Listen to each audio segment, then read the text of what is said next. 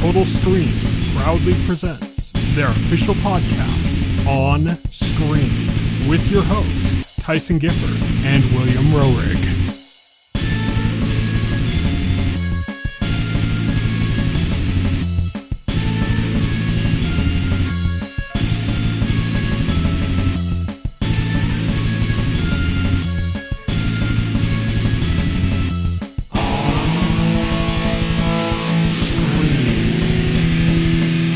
Hello, everybody, and welcome to On Screen, the official podcast of the Total Screen. My name is Tyson. My name is Will. And today we are going to be talking about Boy Kills World. That's right, we are sticking to the Bill Skarsgård train, following up our discussion of Nosferatu with Boy Kills World, another of the three movies that Bill Skarsgård put out in 2024. So, well, I guess technically this is 2023, but they're counting like the International Film Festival that this premiered at. Like, it didn't come out to anything until 2024. Right, yeah. This is actual theaters. In theaters till last year, so. Yeah, but we're going to be talking about Boy Kills World and full spoilers. We've also got an On the Horizon segment. We've got a news segment, pretty short. We've got like one news story and two trailers to go over. But let's kick things off with On the Horizon.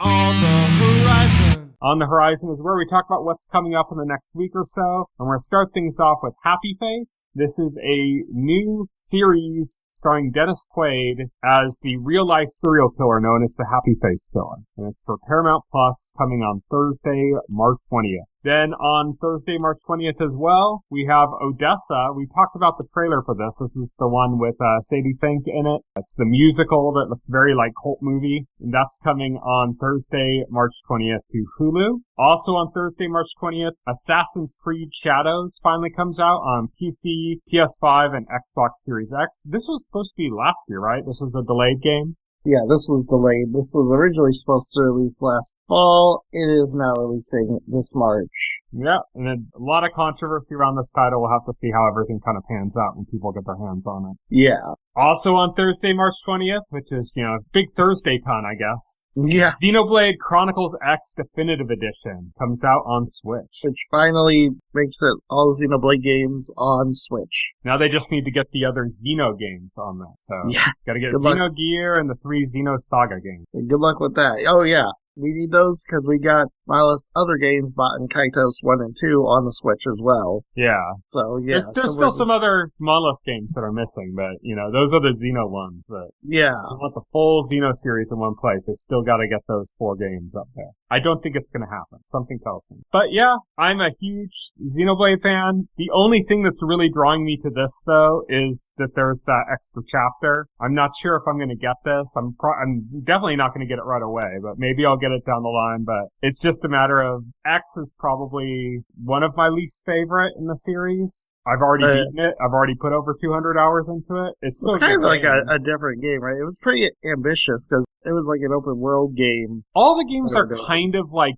open world-esque. Like right. They're big open zones kind of idea. But yeah, Xenoblade Chronicles X is like fully open world. Yeah. I don't really think it's necessarily too much more ambitious than the other ones, because the other ones, they had zones, but they were like, the zones were fucking huge. It looked ambitious at the time, especially for the Wii U. It looked kind of... Yeah, for the Wii U. Because like, when you look at like Xenoblade Chronicles, it looks like very much like a PS2 RPG, and not in a bad way, by the way. I don't want to say like in a bad way, in like a very good, refreshing way. Mm-hmm. Whereas like the era that Xenoblade Chronicles came out, like RPGs, especially like on consoles, were like Japanese RPGs, especially. Yeah, we're like just way more linear and like guided because the HD assets that we had. Xenoblade Chronicles looked like a PlayStation 2 Final Fantasy game, which was, okay, wow, this is kind of cool. Then Xenoblade X gets this like massive open world game. There's these giant monsters and there's like flying mechs, and it just like looked 10 times the scale. Like Monolith was going big with this game. It really isn't. Like Xenoblade Chronicles X is a huge game, but like the original Xenoblade is also a utterly massive game. The difference is that in Xenoblade Chronicles everything's divided into maybe like 7 or so like areas. And those areas are really, really big, but you pass from one area to another and there's like a load. Like it's a change from one area to another, you know? And Xenoblade Chronicles X is just big open world. It's all like in one place. So like, I'd say they're roughly about the same as far as like how big they are scale-wise. It's just one is open zone and one is open world. So think like, you know, I guess like Monster Hunter World is kind of like an open zone game, I believe, where it's got like huge open zones, but it's not like a fully interconnected world. Right. So it's kind of like that. Like the regular Xenoblade games in the series are like that. They're like huge open zones, and Xenoblade Chronicles X is open world. Like it's just a little bit bigger. I think the more ambitious aspect of that is what they did with just the engine and like the flying mechanics and stuff, because you have the mechas in X, and there's like a lot of stuff in that regard. And there's a lot of like kind of weird multiplayer stuff, you know, more along the lines of like closer to like Dark Souls style multiplayer than like what you'd expect when you hear multiplayer, you know, right, like where you can kind of influence other people's games or things like that, you know, and you can be on a team with other people, but you're not actually really, for the most part, playing with each other in the game. You're more like you're doing things for the same objective and you're earning points together or something. And then there is some stuff you can do kind of together, but it's not like the whole game is designed around that. Right. But yeah, it's just, like I said, for me, I like Xenoblade Chronicles X. I beat Xenoblade Chronicles X. I put like over 200 hours into Xenoblade Chronicles X. I just don't know if I'm ever going to want to get around to getting back to it. And one of the other things that kind of made me a little reluctant is I heard that the epilogue chapter that they're adding onto this game is not something you can just jump into from the beginning on the game. You can only get it once you've beaten the game. And I'm like, that means I have to go through the entire, game that I put over 200 hours in again just to get to the epilogue chapter. And I'm like, I don't know. This is a wait and see one for me. Maybe like I'll do it during a drought on Switch 2, you know? Right. But that's coming on Thursday, March 20th. Don't take that, anybody listening, don't take this as like, don't check out Xenoblade Chronicles X. Like, this is coming from somebody who's already beaten Xenoblade Chronicles X. That's why I'm kind of reluctant, you know? Also coming on Thursday, March 20th to PC, PS4, PS5, Xbox One, Xbox Series X, and Switch, to everything, is Atelier Yumia. Atelier Yumia. And you know how I know that? Because I've watched like so many Nintendo Directs where these games are announced that like it just goes in one ear out the other with me. Yeah. The Alchemist of Memories and the Envisioned Land. I know some people that like these games. I never got into them. I've never played any of them, so I don't have an opinion one way or the other. But that's also coming out like opposite Xenoblade Chronicles X. It's kind of crazy. So like 3 big kind of open world games kind of all are like, cause I hear like the Alto game is supposed to be kind of like either open world or open zone as well. So kind of crazy. Then on Friday, March 21st, we have 3 movies hitting movie theaters. Snow White from Disney, The Alto Knights, which has Robert De Niro playing 2 real-life crime bosses. Double role. Yeah, double role. And Locked, which is a horror movie starring Anthony Hopkins and Bill Skarsgård. That's the one where there's that Bill Skarsgård again. Yeah, he gets locked into a car, basically. He's like trying to rob a car, and then the car like locks with him inside it, and it starts like driving without him, and he's like hearing a voice through the car or something, and it's basically a guy like kind of like Saw vibes, I guess. Okay. But yeah, so that's coming on Friday, March 21st to theaters, all 3 of those movies. But that is it for On the Horizon segment, and that leads us to On Beat.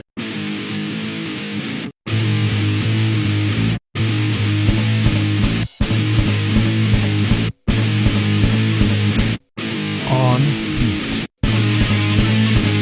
On Beat is our news segment, and this week we've got 1 news story and 2 trailers we're going over. Well, like 1 trailer and a teaser that's also just basically an announcement. Let's start with our news story, which is that Sadie Sink, that's Max from the Stranger Things series, has been cast in Spider-Man 4 in an undisclosed MCU role. Yes, mysterious role for Sadie Sink. I should note that before this casting was announced, there was a pretty big rumor going around that Sadie Sink was going to be Jean Grey from the X-Men. Fits because she's got red hair, I guess. The only commonality, really. I guess so. But she was like a big fan casting, so I don't know how much of that is like a big rumor, like there was talk going around, and how much of it was just wish fulfillment, like people wanted that. You know? Right. And here's why I'm skeptical that she is playing Jean Grey in a Spider-Man movie, because it makes sense. Like, I get it. It makes sense. All the pieces are there. But I want to take you to another rumor that was a while, and this keeps happening with Marvel, where people keep getting casted, and there's these wild rumors that never come to fruition. There was a rumor that William Jackson Harper was playing Mr. Fantastic. Mm-hmm. He was going to be cast as Mr. Fantastic, and he was announced to be appearing in Ant-Man Quantumania, and it makes sense, right? It makes sense. It's like, oh, the quantum realm. Yeah, that's in, like, Reed Richards' wheelhouse, right? Like, that makes sense that he would show up there, and they're, like, they want to bring the Fantastic Four into Marvel. All the pieces seem to fit, and then you watch the movie, and William Jackson Harper is just some random guy who's only ever going to show up in Marvel once in this one movie, and he was not Reed Richards. So, like, that is how these things usually go. Yeah. Or all the Mephisto rumors with, like, WandaVision. Yeah. Yeah, exactly. So, I don't know. Like, maybe she is, but, like, I doubt it. Because, like, these rumors always, like, somebody gets, like, announced or cast in, and the rumor, like, it always goes big that it's, like, some significant character. Mm-hmm. And it's like a nobody. Well, to be fair again, though, this rumor predates the casting. Right. So, the Jean Grey rumor for Sadie Sink was before she was cast. So before there was really even talk of her. Yeah, but that's like kind of like. I mean, that also like can be seen as kind of coincidental, right? Oh, like, definitely, it could. Yeah. Yeah.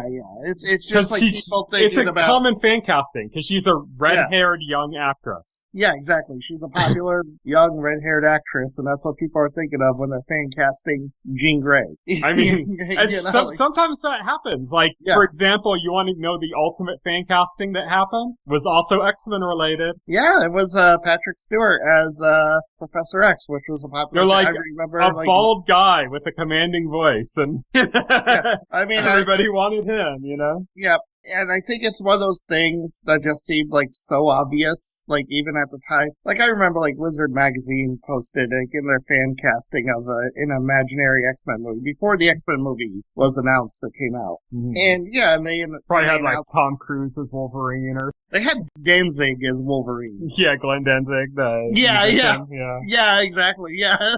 Mother! That's who they picked for Wolverine. Is a mother, tell your adamantium not to come my way.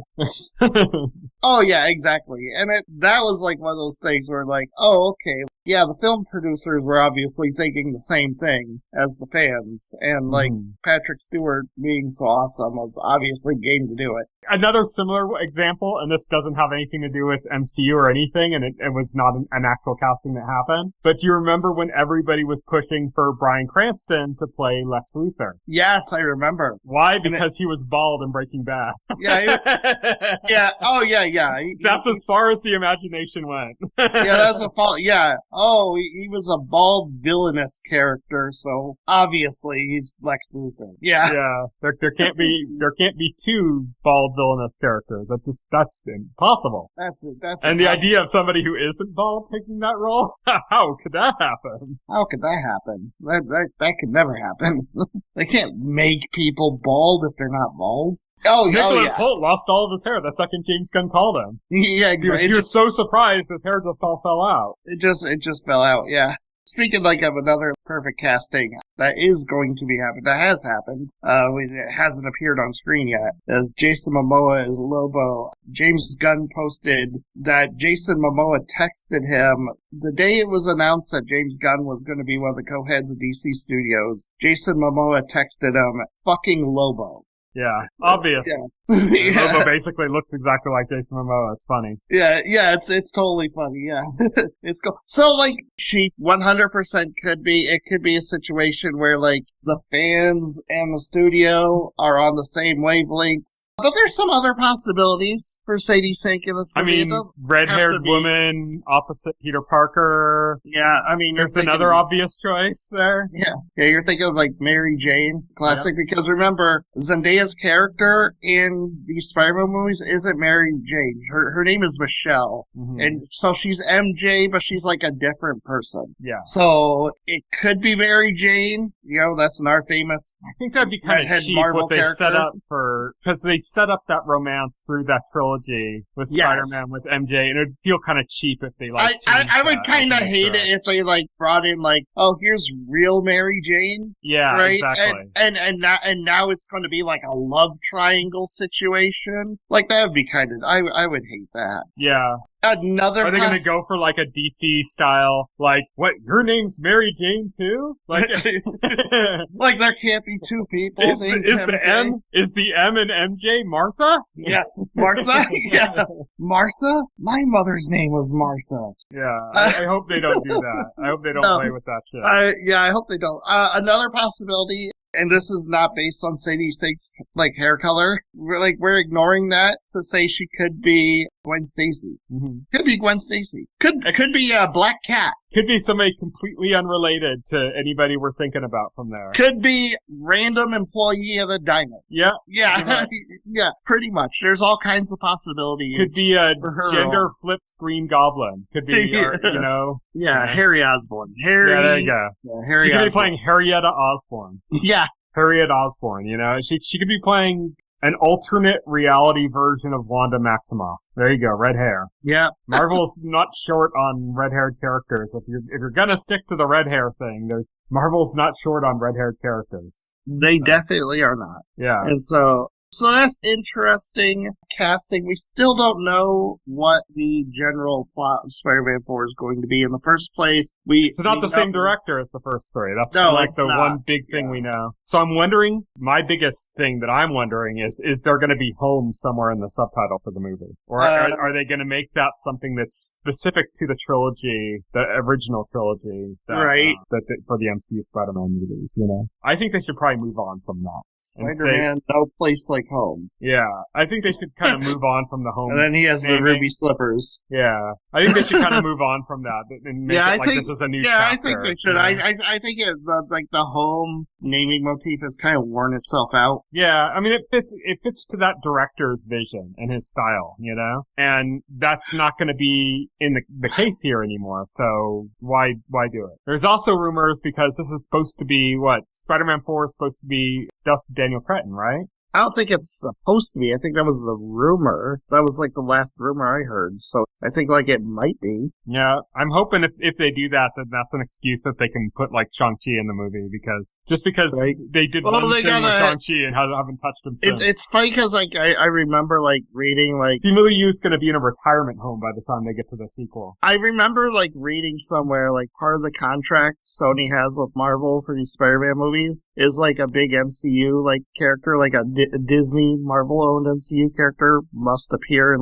every one of these films. Mm-hmm. So Shang-Chi, sure. I mean, I could see him I'd love to see him interacting with Peter and stuff. That'd be awesome. Yeah, that'd be because he's kind of young too, so that would kind of fit in as a different kind of way of. He's kind of less experienced than Peter in everything that's going on. He's older than Peter, but a little bit less experienced in all the shit that's been going on. He wasn't involved with the Avengers and stuff, Right. So that would make it an interesting kind of parallel because it's always been these kind of, I mean, it was Tony Stark in the first one. Oh, yeah. Yeah. Shang-Chi, he isn't an Avenger. The Avengers are kind of welcome to the Avengers, but he's the Avengers welcome, but he never fought with the Avengers. He never. Yeah, well, he's not an Avenger. There's no Avengers right now. There's no team called the Avengers. So, it's kind of and he's never, fought or, been inducted in, the previous version of the team. So, yeah, he's only met, a few of the people, he hasn't interacted with the Avengers. So that would kind of be unique, where, everybody else Peter has interacted with was, a full card-carrying member of the Avengers, and, Peter is, too. But, that'd be, the first time where Peter's I'm an Avenger, you're not. Yeah.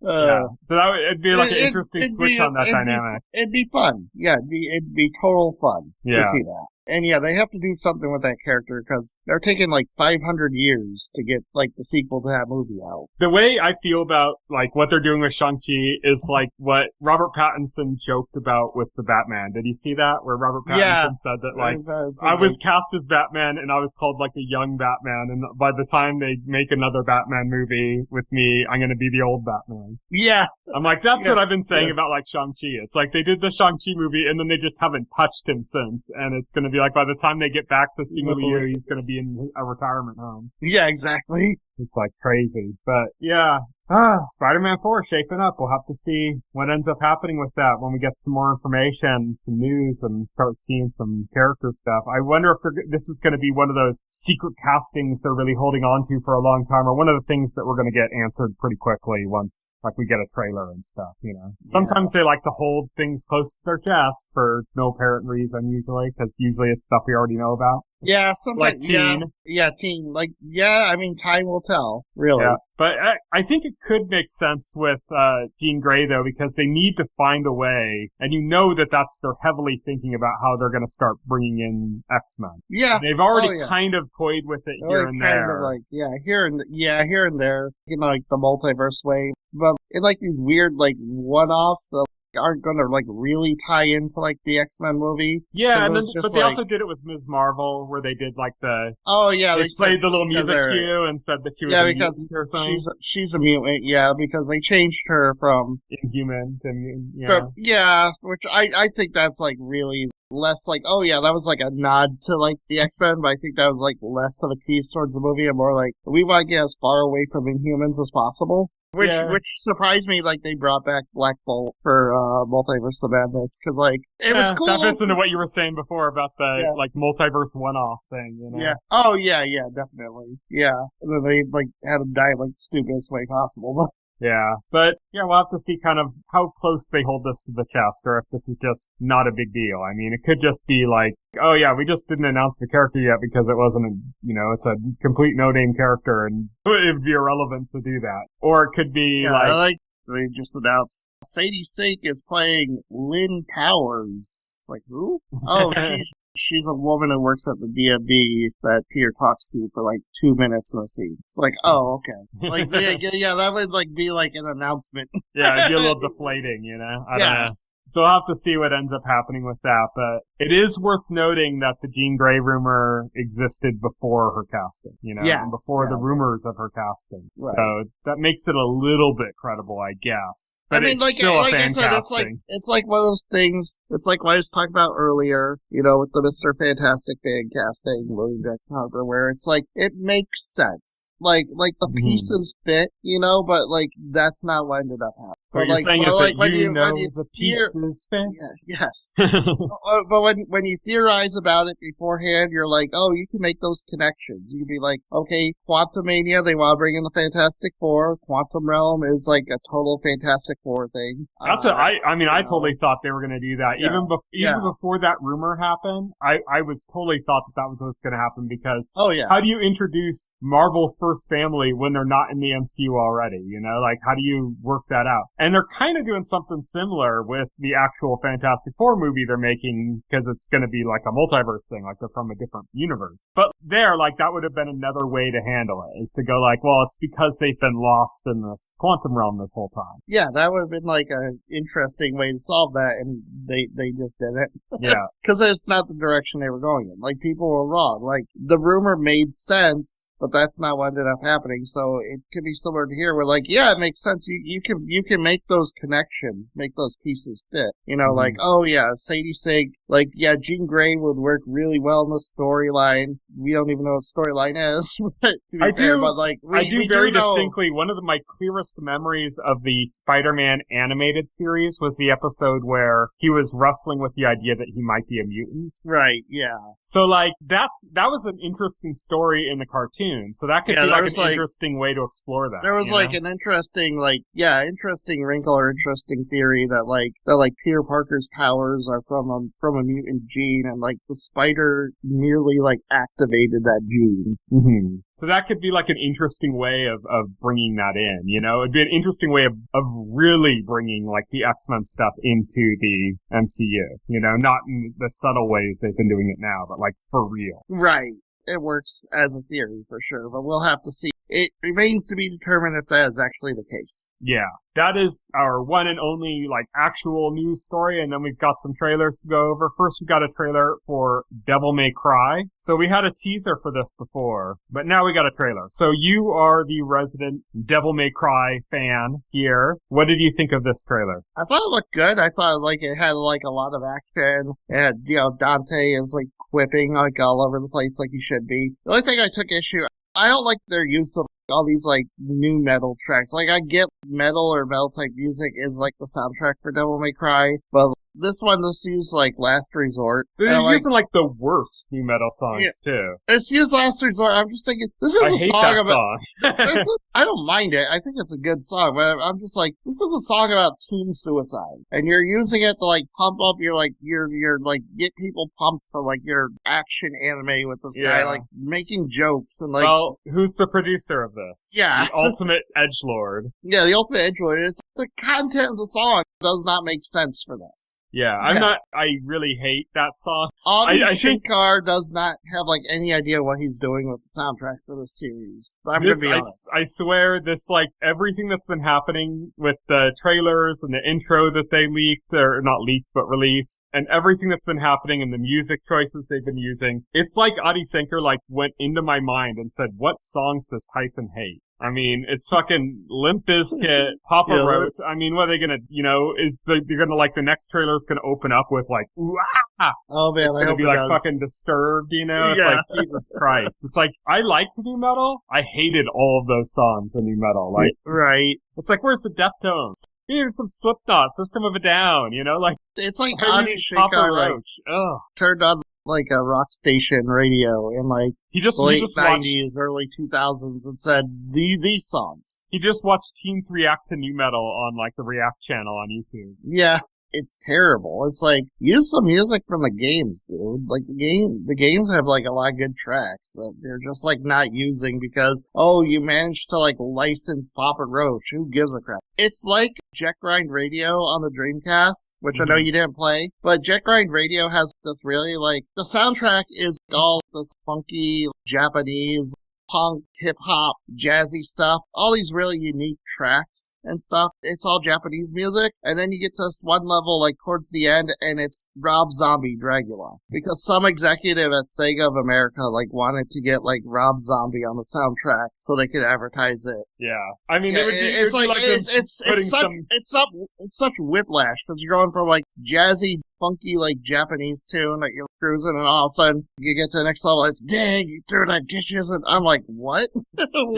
What just happened? The next Splatoon game, you're gonna hop into a level in the next Splatoon game, and all of a sudden you're gonna hear, Annie, are you okay? Annie, are you okay? Are you okay, Annie? And you're gonna be like, what the fuck? Better be like the Alien Ant Farm version. What happened to the weird squiddling music that was so iconic to that game? You know, it's like, I get that. That's like the thing. It's you're fucking with the tone, and the tone's important. Yes, exactly. Yeah. I'm not looking forward to this. I like that he's quippy. I think it's kind of weird that they got the person they're getting to voice him isn't the person who voiced Dante in the games, but did voice a prominent character in the Devil May Cry games. He voiced Virgil, Dante's, like, twin brother, who they have, who has an adversarial relationship with Dante. It's like, So I think that's a little weird, too, that they did that. That is a little weird, yeah. Like, that is really weird. Yeah, I'm not a big fan of Adi Sinker and his choices, his, like, edgelordy choices, and it's kind of making me, like, a little bit down on this. I think the only thing of his I saw that I think worked was the Castlevania stuff. I think that kind of stuff worked, and...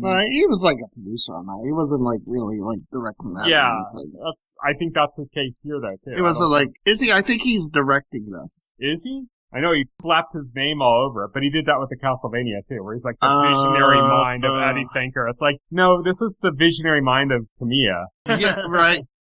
Okay, yeah, he's just the producer of this, so I have no idea then who is actually directing it. Yeah. It's just kind of, I don't know, like, Adi Sinker's ego just kind of unnerves me a little bit because it's like, you're slapping your identity all over this, but this game already had an identity and it came from an actual, like, auteur. You know, like, you want to say visionary mind, there was a visionary mind who created Devil May Cry and gave it its tone, and everything that everybody loves about it came from that guy, and it is not Adi Sinker, you know? And it's kind of weird that you slap your name all over this, and I didn't see Kamiya's name once. And he's like the real visionary there. It'd be like if they released the trailer for like Lord of the Rings and they just completely omitted like J.R.R. Tolkien's name and just kept only talking about Peter Jackson the whole time in the trailer. Oh yeah. I would say like Devil May Cry is the vision of Hideki Kamiya and Hideki Itsuno, because Kamiya was like the creator and he directed the first game, but he wasn't involved in any of the other games. And it was like Itsuno from like the third one on. Mm-hmm. But I mean, and if you look at what this is kind of going off of the first game mostly. So it is really kind of like Hideki Kamiya's like brainchild here, you know? It's weird to me. It's I really hope that Sinker doesn't get his hands on like No More Heroes or something, because I'd hate to see Goichi Suda get the same disrespect that I'm seeing Kamiya get here. Right. Yeah, exactly. But yeah, I don't know, man. You'll have to tell me if this is good, because I don't think I'm planning on watching this after this teaser. I think the Limp Bizkit opening put me off, and then this kind of just completely cut me away from it. I'm just like, just use music from the games, dude. Yeah. Like, why are we, like, wasting money, like, licensing Limp Bizkit? That doesn't get me hyped for anything. Hearing Limp Bizkit doesn't get you hyped for anything. It's like anti-hype. Makes you want to, like, go, oh, man, now I don't want to watch this. Gets me hyped to watch a documentary about Woodstock, Woodstock 99 or whatever. Right. Gets you hyped to watch his groundbreaking role in I Saw the TV Glow. Yeah. I don't know, man. Like I said, though, I think this is something you're probably going to check out. You have to tell me what you think, because I've kind of lost interest in this after this trailer. Okay, will do. And then the last thing we're going to be talking about here in this segment is we got a teaser for something that I don't think we had any knowledge that this existed before, and that is Spinal Tap II, which is just like, okay, that's crazy. That's the brother from Better Call Saul. Oh yeah, Michael McKean, yeah. Because he was in the original one. He's one of the main guys in it. This one was like kind of surprising to me, because like everybody involved is like really old now, so like I'm pretty sure that's going to play into the humor of this. Like they're all geriatric and they're still like trying to be a rock group, right? People like making fun of like the Rolling Stones. It's like the Rolling Stones were like still a thing like into the 90s and like 2000s. Hey, Mick Jagger showed up at the Oscars. He presented. Dude, you're a skeleton. What are you doing? Yeah. Why are we still trying to do this? So like there's a lot of comedic potential in that premise for sure. You mentioned, and I'm in the same boat, I have not seen Spinal Tap. I mean, once we I'm learn aware more of about it, this like, movie, maybe we'll have to do that. Maybe we'll have to watch Spinal Tap. Yeah, maybe we will. I mean, I'm aware of it, like, through cultural, like, through, like... The zeitgeist, yeah. The zeitgeist and stuff. Like, yeah, but I never, like, actually This amp goes up to 11, you know? Yeah. Like, those kind of lines are like, I'm a guitar player. You can't be a guitar player and not know that line. Right, you know? yeah, exactly. It is, like, there's a lot of musical humor in Spinal Tap, not just because it's about music, but there's like a lot of like humor like targeted directly at musicians, you know? So, it's something I should probably see just because of that, but it's kind of a crazy thing to hear about. We're in that era, though, of just stuff coming back from out of nowhere. We just talked about Nosferatu, and part of our discussion of Nosferatu is that Eggers is involved and attached to do Labyrinth. Again, it's like, what the fuck? We haven't heard shit from Labyrinth in 40 years, you know? Right, yeah, exactly. So we're in that era where things like that can happen, just kind of out of nowhere. You know, they're working on a sequel to Heat. There's news going around about that. Like, nothing really actionable enough to really discuss, but it's just another example that they're doing like Heat 2 with Michael Mann, you know? It's like, okay, that's crazy. Like, these are things we haven't heard about in, 20 years, 30 years, whatever. But that's the era we live in right now. But yeah, that is our news segment. And now we're going to move on to our final segment, full spoilers.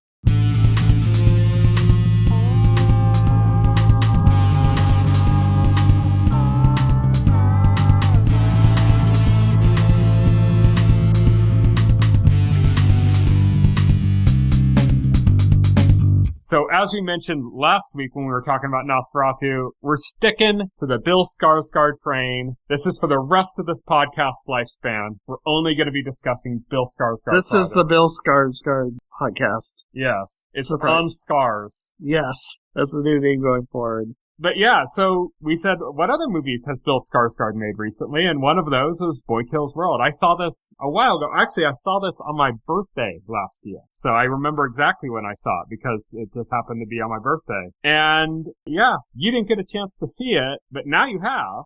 What did you think? So I think Boy Kills World is just like a really fun movie that falls into that kind of like cult movie style. It totally fits into that kind of thing. Unfortunately, it just, I don't think like anybody really saw it. It's one of those things that like I was looking up after I watched it again. I'm like, I want to see if other people have reacted to it, some of the reaction videos, see if there's any fun clips of some of the cool scenes there, that maybe they got some reaction compilations and things, and there's just like nothing. It's like nobody watched this movie, which I think is kind of sad because I think it's a good movie, but that's my perspective. I have no idea what you thought of it. I wanted to like this movie, but ultimately it just fell flat for me. It's got a lot of good things going for it. I love the narration by H. John Benjamin. Like, I thought that was, like, I love elements of it. I love. Like, the action sequences are well done. It's got the guy from the Raid as the shaman. He's great. Like, there's a lot of, like, people in here that are, like, fantastic. Bill Skarsgård included. We talked about Jean Grey. She's terrible in this movie. She is god. That is a low light of the film. I say people are fantastic. She was terrible, but I mean, she played Bill Skarsgård's mother in another series. She played in that Netflix series I mentioned, Hemlock Grove. Oh, that's hilarious. He played his mother in that series. That is hilarious. But I also think it's just because they didn't give her much material, and this is the thing with this movie that stuck with me. There just isn't much here, story-wise, to like really drive it. You got the revenge thing going, and that's cool, but, like, nothing is fleshed out. We're just told, like, oh, it's this dystopia, it's run by this person, Bill Skarsgård's sister and mother were killed by this person, and he's gotta train and get revenge, and there's this evil family running the world. All the stuff you're talking about is actually something I like about it. I like that kind of vagueness, that it's just like, you're dropped in, you got a vague idea of what's going on, and now just hit the gas and go. You hit the gas and go, but does everything have to be so slight? He doesn't even fight anybody who gives him, like, any issue. The only people, like, he has real fights with are, like, his sister and, like, the shaman. Mm-hmm. That's it in the entire movie. Like, nobody in this organization can, like, fight. Like, but you really. Gotta give it up. That final fight was brutal. Yes. Like I said, the fights were great. The fights were excellent. It just seems like it was like a series of good fight set pieces held together by, like, the thinnest of stories with nothing characters. The villains were, like, nothing in this movie, and that's, like, the most disappointing part, because I feel like you gotta have, like, great villains in, like, an action movie to root against, and it's just like, they were, like, such nothing characters. Famke Janssen's character was, like, the one that they were, like, building up to the most, because, like, she was the main target of, like, everything that's going on. He was training to kill her, and she's, like, such a nothing character. She has, like, barely any screen time, and she's just this crazy woman that was, like, hiding in, like, a freaking shed or something for years. And, like, she does nothing. She should have been, like, this larger-than-life character who, like, stopped him in his tracks. And they could have the twist, sure, but it should have been, like, this thing, like, where she was, like, this over-the-top character, and she just wasn't. And it's like, oh, okay. It's, like, it's anticlimactic. I can get that there, but like to me, it wasn't a movie about the story. It was a movie about. Yeah, it was a movie. Yeah, but like without the story, like who cares about what's happening? I don't care because it was fun. Because everything that was happening was fun. Yeah, I mean, sure, I guess. I have, like, a lot more fun watching John Wick movies. Yeah, but I mean, like, that's what I'm saying. Like, this movie is very much like a cult movie. Right. Like, it's the kind of movie that should have been a cult movie, in my opinion. Like, I just don't think it even got that on. I mean, it's definitely going for that. It's definitely going for, like, being weird for the sake of being weird. Mm-hmm. It's got, like, a lot of stuff. The fight scene with the cereal mascots and stuff was, like, pretty fun, pretty funny. Yeah, like, I honestly think there's a lot of stuff like that. I love the two friends he made that basically formed his team. And the one guy played by Isaiah Mustafa, who is the Old Spice guy. Yeah, I loved that he didn't know what he was saying. Like, and, like I thought that was hilarious. he kept misinterpreting everything he said, and like we would see like scenes from like Bill Skarsgård's like mind of like that his playing perspective out of what like he was trying to imagine what the guy was saying. Yeah, like that was funny. That was good. Like this movie isn't like all bad, but like it could have like benefited from like fleshing out the characters a bit more, fleshing out the world a bit more. Just saying like this is some vague dystopia, like everything's bad. Like okay, why is it bad? Like what's the deal? Why are we doing this? See, like I understand where you're coming from, but for me, like I feel that if they had put in the time to do that, it would have just destroyed the pacing of the movie to explore that, because I just don't think it matters. In the end of the day, it matters because you got to get yourself emotionally connected to the story, emotionally connected to what's going on. If you want to see a cool fight, like sure, like okay, I think that's what it is. It's the cool fights. It's the cool fights. But like I don't care about the fights after I watch the movie. I don't know. I need like some kind of emotional connection to what's going on, you know, and it just doesn't exist here. And then like the twist, like I was like, oh man, I was kind of like aspects of that I saw coming like a mile away, like his sister being that one, like lieutenant or whatever. That was I saw that coming a mile away. Like the second she popped up on frame, it was like the only two people like trained in martial arts, and which is kind of funny because like he was trained by the shaman. Like who trained her? Like nobody else in that organization seemed to know how to fight, so how'd she learn how to fight? Well, she recognized the shaman style, so I think that the implication is the shaman trained her too? No, that she became obsessed and like self-taught, you know? She's kind of like Shang-Chi's sister. Yeah. Like, where Shang-Chi's sister taught herself. It's fine, but like the twist itself, I felt like sucked a lot of the air out of the momentum of the vengeance plot. He gets there and all of a sudden the one person he wants to kill like is his mother, and there's his sister, and then all of a sudden like now the shaman's the big bad guy. It's like, okay. You kind of like just like it's like deflating a balloon because it's like building up to like, oh yeah, like we're gonna get this evil woman. I don't think that's necessarily true though, because they still killed her. No, they did still kill her. Yeah, it's still resolved, but like what I'm trying to say is like, so they didn't pull the switch and go like, oh, this whole time you thought she was bad, but she's actually good. It's like, no, she's still bad. No, they couldn't. They literally couldn't do that because she was so obviously bad. Yeah, like everything. I find that good. Like to me, this is like the antidote. Like that aspect is the antidote to what I didn't like about Violent Night, which was that Santa Claus John Wick style movie or whatever, where like the family's fucking horrible, and in the end you're supposed to be like rooting for them, and it's like what? Like they had a fucking kill squad. This family had a personal kill squad. Right. Like they're not good. These are horrible people. These people are just as bad, if not worse, the people that were holding him off, with like the exception of like the little girl, and that's like it. You know, everybody else is like fucking horrible. And it's like, to me, they were able to pull that off here by saying, oh yeah, that family is fucking garbage. They're horrible. And like the big bad being the shaman guy, he has a right to be kind of angry and stuff, but what he did is also very bad. Right. Because he fucking got the character's tongue. Oh, yeah. Made him deaf to kind of make him similar to his son that had died, and then trained him to kill his own family, and like all that kind of stuff. It's like what he did was horrible, and they played into that like earlier in the movie throughout, like when you'd see like aspects of his training and how he was getting into like the use of hallucinogenics and stuff. It's like, oh yeah, this guy's controlling him. Right, yeah. He's brainwashing this kid, you know? I mean, it's got a lot of inspired stuff going for it. I can see how you would like it. It just falls flat for me. Ultimately, it just wasn't as satisfying as I was hoping it was going to be. Yeah, to me it was just like, it was a fun, cool action movie with just like lots of like weird ideas and stuff, and good sense of humor. And that's what I went in expecting, and that's what I got. I could definitely see this being like a cult favorite, for sure. Yeah.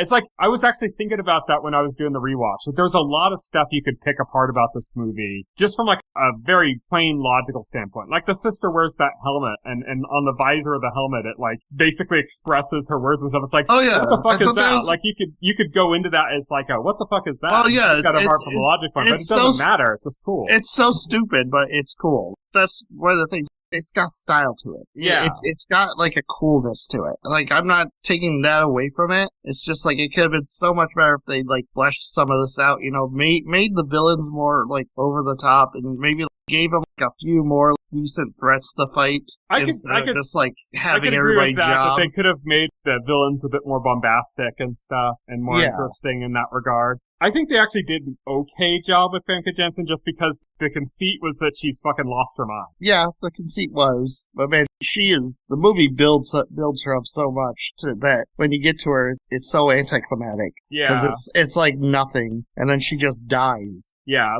Another example is like Charlotte Copley, who is in this movie, which is funny because he was also in Monkey Man, and those movies came out like within a few days of each other. He was the promoter of Monkey Man, yeah. Yeah, so he had like a small role in both of these movies, and they came out within like a month of each other, and both of them were kind of like cult action style movies, you know? Oh, yeah. So it's just kind of like a funny coincidence there, but his character was very styled up, you know? He had like the pinstripe suit, and he was it was very much styled after like a carnival huckster, you know, like type character, like very skeezy, which is fine. I think it was funny the way they killed him, but they probably killed him too soon. Yes, I think they did. That's the kind of thing about this movie. Like, I think even the flaws, there's like a positive too. Cause like you can look at it and go like, yeah, that's a character that you should have kind of built up and made more of like you had more interesting moments with that character leading up to when you eventually kill him, you know? But the way they killed him was really funny. So it's like, can't hate it too much, cause it's like, I don't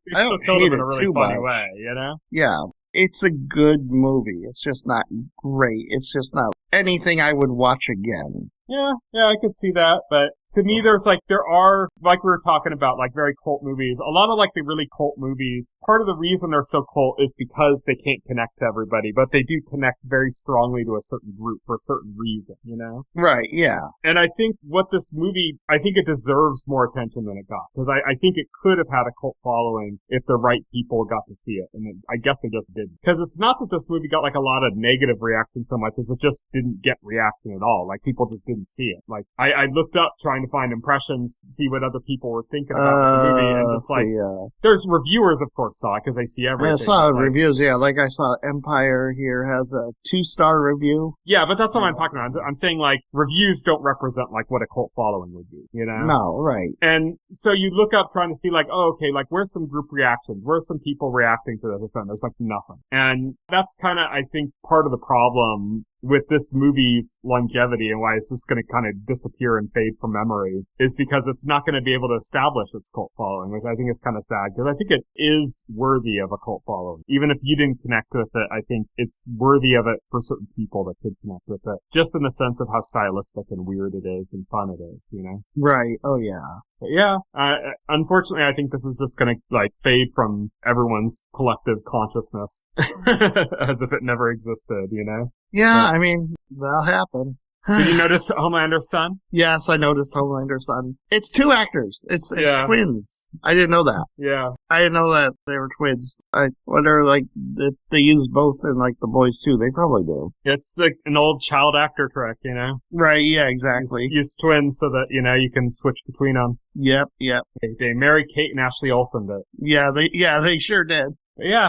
That's pretty much most of what I have to say about it. I think they did a good job with certain things, you know, like I think, like I like the relationship between Boy and his sister and like his imaginary sister. I think they did those scenes really well. I think they had like a good chemistry. Yeah, I thought they did those scenes pretty good too. Yeah. I like the whole like sticking up all 5 fingers thing and how that kind of came back and stuff. I think all that really worked. I can agree with it. Like, they could have gone way more bombastic with, like, the villains and stuff. I can agree with that. But I think in general, it's just a really fun movie with, like, a lot of fun stuff happening and weird choices that don't make any logical sense, but are fun. And that's why they're there. Yeah. So not something you're going to rewatch. This isn't on your yearly rewatch list. Not really, no. You're like, you got to watch Die Hard for Christmas, and then, you know, spring comes up, I got to watch Boy Kills World again. Yeah. Not really, no. Oh, well, that's unfortunate, but I hope you at least enjoyed it to some extent. I enjoyed it. Like I said it was good. I just said, like, it just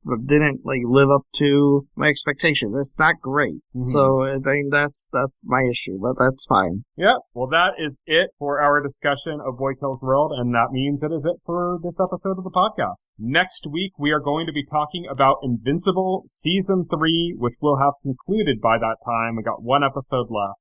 You've been watching. Are you almost caught up now? Are you up to date, or are you? I got 2 more episodes left. Got 2 more episodes left. Cool. The last one was pretty big, and the next one I haven't seen yet because it's not out yet. But that's what we're going to be talking about next week. So stay tuned for that. And thank you everybody for listening. You can follow me on Twitter and Blue Sky and at Tyson Gifford. You can follow Will on both of those platforms. He is at Hero. You can check out our website, thetotalscreen.com. If you go to our website and open up the container story for any of our podcast episodes, you scroll down to the bottom paragraph, you'll find all of the relevant links to our SoundCloud page, our RSS feed, all of our social links, everything there. You'll also be able to subscribe to our podcast through your favorite podcast client of choice like Apple Podcasts or Pocket Cast, and the entire backlog of our podcast as well as additional content is available on our YouTube channel. Links to that are also in our container stories for each podcast episode, so you can check that out there. Thank you everybody for listening. Good night. Good night. Thank you for listening to the OnScreen podcast, the official podcast of The Total Screen. Visit our website at thetotalscreen.com. This podcast can be found on any major podcast client, including Pocket Cast and Apple Podcast. The entire backlog of this podcast and other content can be found on our YouTube channel.